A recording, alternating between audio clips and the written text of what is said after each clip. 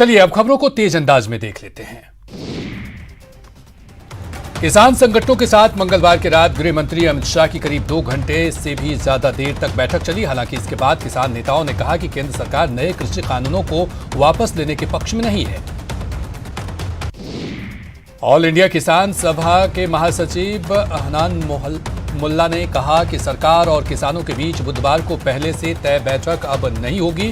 उन्होंने आगे कहा कि केंद्रीय गृह मंत्री की ओर से कहा गया है कि आज किसान नेताओं को सरकार की तरफ से प्रस्ताव दिया जाएगा, उसके बाद किसान नेताओं की तरफ से उस प्रस्ताव पर बैठक की जाएगी।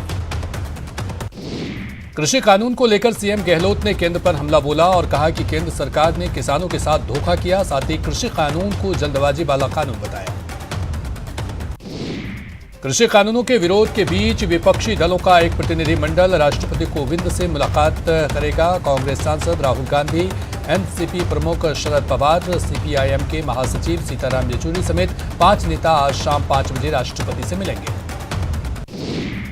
कृषि कानूनों के खिलाफ मंगलवार को किसानों के भारत बंद के दौरान दिल्ली सहित देश के कई हिस्सों में प्रदर्शन हुए। इस दौरान बंद समर्थकों ने कई जगहों पर रेलवे ट्रैक पर कब्जा कर लिया तो कई जगहों पर जाम भी लगाया। भारत बंद पर केंद्रीय मंत्री स्मृति ईरानी का कहना है कि कृषि बिल पर विपक्ष देश में भ्रम फैला रहा है। जयपुर कैबिनेट सब कमेटी की बैठक आज सचिवालय में 11:30 में होगी, जिसकी अध्यक्षता मंत्री बीडी कल्ला करेंगे। बैठक में मंत्री डोटासरा समेत सुभाष गर्ग भी मौजूद रहेंगे। भारत बंद को कांग्रेस के समर्थन पर बीजेपी प्रदेश अध्यक्ष सतीश पूनिया ने निशाना साधा। उन्होंने कहा कि प्रदेश में बंद के दौरान सरकार के इशारे पर अराजकता फैलाई गई। उन्होंने जयपुर में बीजेपी कार्यालय पर पथराव की कड़ी निंदा की। किसानों के भारत बंद का असर राजस्थान में भी दिखा। जयपुर में परिवहन मंत्री प्रताप खाचरियावास ट्रैक्टर चलाकर भारत बंद का समर्थन करते दिखे। केंद्र के कृषि कानूनों को किसान विरोधी बताकर खाचरियावास ने बंद का समर्थन किया। भारत बंद के दौरान जयपुर में भारतीय जनता युवा मोर्चा और एनएसयूआई के कार्यकर्ताओं में भिड़ंत हो गई। बंद के समर्थन में सड़कों पर उतरे एनएसयूआई कार्यकर्ता बीजेपी प्रदेश कार्यालय पहुंच गए और जमकर नारेबाजी की, जिसका बीजेपी के युवा कार्यकर्ताओं ने विरोध किया। सीकर के बलौद बड़े गांव में चुनावी हिंसा के दौरान घायल हुए 2 लोगों में से एक ने इलाज के दौरान दम तोड़ दिया, जबकि 10 घायल लोगों का इलाज अब भी जारी है। जयपुर हेरिटेज नगर निगम ने अवैध निर्माणों के खिलाफ 3 जगहों पर बड़ी कार्रवाई की है। निगम के किशनपुर जोन ने यह कार्रवाई की। 2 कार्रवाई तो वर्ल्ड हेरिटेज सूची में शामिल 4 दीवार इलाके में किए गए अवैध निर्माणों पर की गई, तो वहीं एक कार्रवाई एमआई रोड पर हुई है। जयपुर में सीएम अशोक गहलोत ने नबार्ड के स्टेट फोकस पर का विमोचन किया और सीएम ने नबार्ड के क्रेडिट सेमिनार को वीसी के जरिए संबोधित कर ग्रामीण विकास और कृषि क्षेत्र के विकास में नबार्ड की भूमिका को अहम बताया। प्रदेश में सरकार ने अब बजरी के विकल्प के तौर पर मैन्युफैक्चर्ड सैंड को बढ़ावा देने का फैसला किया है। कैबिनेट ने एम सैंड नीति को मंजूरी दी है। एम सैंड नीति के तहत एम सैंड यूनिट को उद्योग का दर्जा दिया जाएगा। जयपुर में सब इंस्पेक्टर भर्ती परीक्षा के अभ्यर्थियों ने शहीद स्मारक पर अनोखा प्रदर्शन किया और सब इंस्पेक्टर भर्ती परीक्षा 2016 में 227 पदों की कटौती को वापस लेने की मांग की।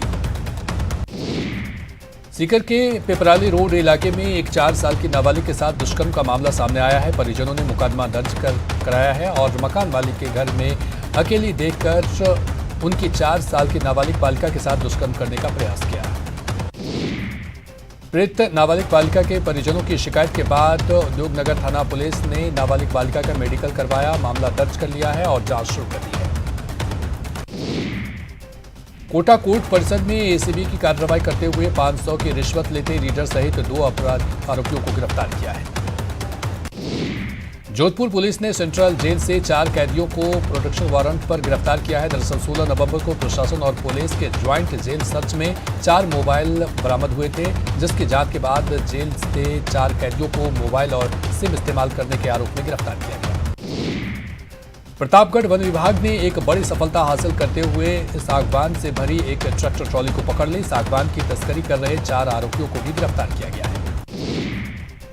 बूंदी जिले के सकरादा गांव में एक किसान की सर्दी से मौत हो गई। खेत में रखवाली करने गए 25 साल के सुरेश कुशवाहा की मौत से परिवार में हड़कंप मच गया।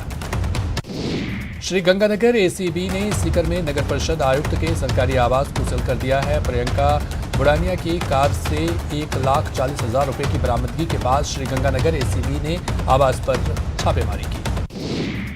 अलवर के भिवाड़ी में 6 साल की बच्ची के साथ छेड़छाड़ का मामला सामने आया है। आरोपी 15 साल की किशोरी पर पॉस्को एक्ट के तहत मामला दर्ज करवाया गया है।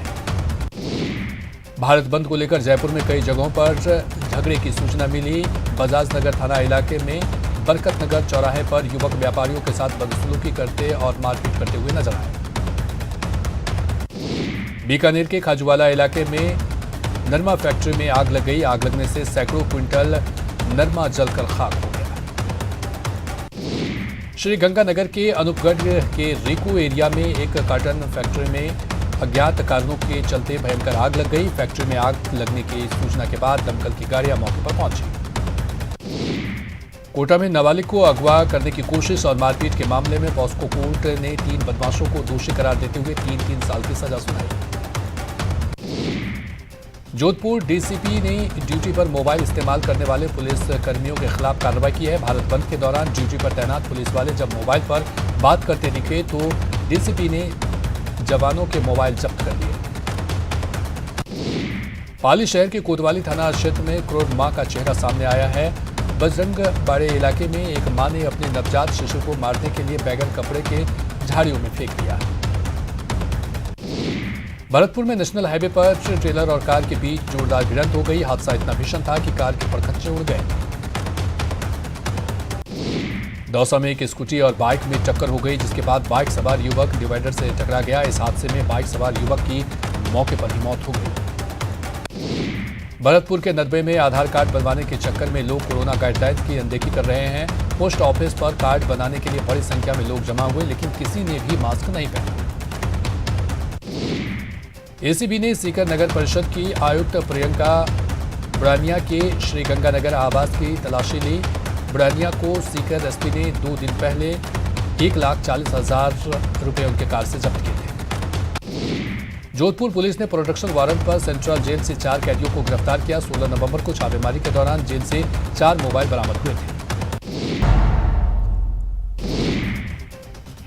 जोधपुर में सैलून संचालक की बेरहमी से पिटाई का वीडियो वायरल हो रहा है। ये वीडियो दामोदर कॉलोनी रोड का है, जहां एक सैलून संचालक को लड़कों ने बाहर निकाला और सड़क पर पटक कर उसकी बेरहमी से पिटाई की। भरतपुर के टेककामा रोड पर बाइक सवार नीलगाय से टकरा गया, जिससे वो गंभीर रूप से घायल हो गया। घायल विष्णु गुर्जर को आरबीएम अस्पताल रेफर किया गया है। भरतपुर की खो पुलिस ने लूट के मामले में आरोपी एक इनामी को कोर्ट के प्रोटेक्शन वारंट के आधार पर मथुरा जेल से गिरफ्तार किया। गिरफ्तार आरोपी उत्तर प्रदेश के मथुरा का रहने वाला है, जो लूट के एक मामले में फरार चल रहा था। अजमेर पुलिस ने स्थायी वारंटे इरफान को गिरफ्तार किया है। इरफान को पुलिस की कई मामलों में तलाश थी। Central council of India medicine के गजट नोटिफिकेशन के खिलाफ डॉक्टरों ने मोर्चा खोल दिया है। इसके खिलाफ जोधपुर के मेडिकल कॉलेज चौराहे पर डॉक्टरों ने प्रदर्शन किया। उन्होंने आयुर्वेद चिकित्सकों को सर्जरी की अनुमति देने का विरोध किया। टोंक जिले में भ्रष्टाचार पर एसीबी की चोट जारी है।